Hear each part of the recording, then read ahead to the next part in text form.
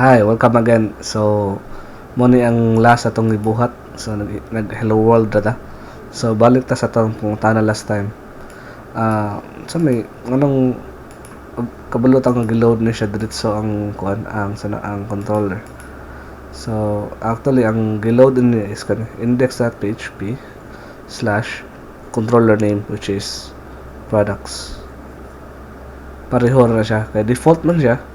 So, ligana nimo mo isa yung load. So, kung gusto ta katong welcome, tong ganiha nga welcome, tatato ng usbon, welcome.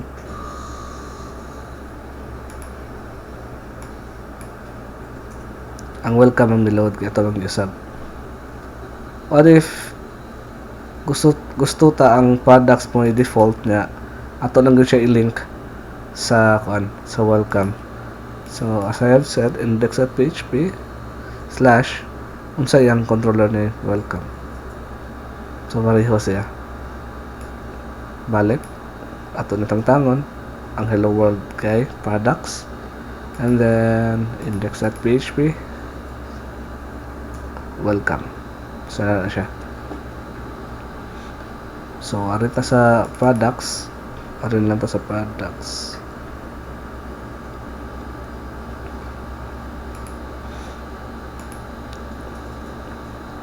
Sa ang sunod nga kuan nga i-load sa coordinator is ang di ba una mo tong ang kaning controller. Ang sunod is iyang method. So kanang function imong gihimo diri inside sa controller. So function punta category na siya sa tanang products. Echo category sa tanan products. So imong buhaton pangan sa controller slash method name. So category. See? Kanina siya diyang load. So in common sense, iyang load by default ang index. Kana pareho ra. Kana iyang giload kung wa ka nag-specify ang method. Kung specify ka category mo na iyang load. Then sunod ang sunod niya is category. Ang sunod nga i-load sa coordinator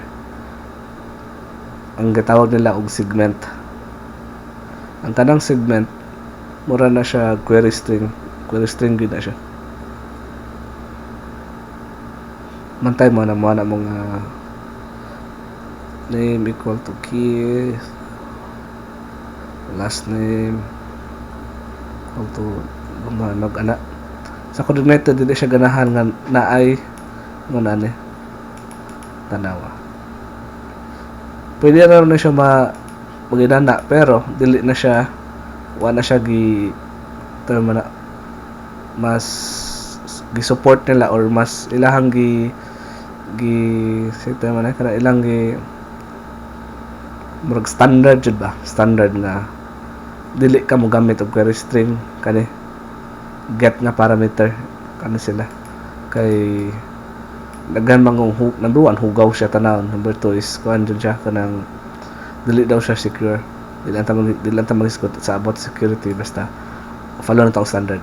So what if gusto ta category slash ang category name niya tangta cats ana. So yagad mo i-load ang kaning method. Saan ta pagkuha ng cats? Muna siya gitawag nga kuan segment. So echo this URI segment 3. So siya refresh cats yang ga-echo. Anong 3 man? Good question.